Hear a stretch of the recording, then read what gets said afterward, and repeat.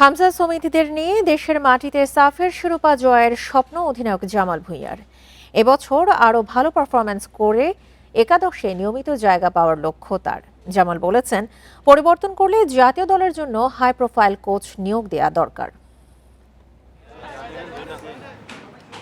ঘরোয়া ফুটবলে মধ্যবর্তী বিরতি, জাতীয় দলেরও খেলা নেই, তাই জামাল ভুঁইয়ারও নেই মাঠের ব্যস্ততা। তবে বসে নেই লাল সবুজের অধিনায়ক, নানা আয়োজনে অংশ নিচ্ছেন।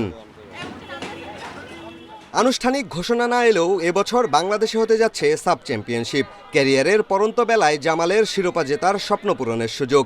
তার আগে সিঙ্গাপুরকে হারিয়ে এশিয়ান কাপ বাছাই মিশন শেষ করার লক্ষ্য। সেপ্টেম্বর মাসে মেবি সাফ হবে।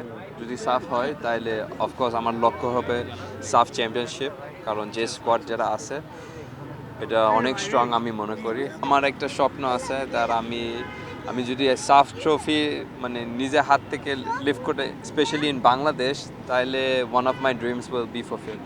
মার্চে সিঙ্গাপুর ম্যাচের পর হাবিয়ের কাবরেরার চুক্তি শেষ।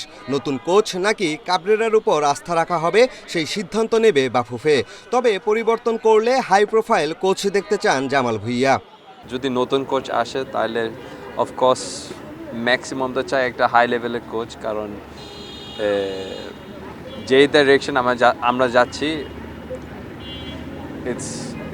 it's normal to ask for a high level coach না, but end of the day এটা প্লেয়ারদের ডিসিশন না, এটা বাফুফের ডিসিশন।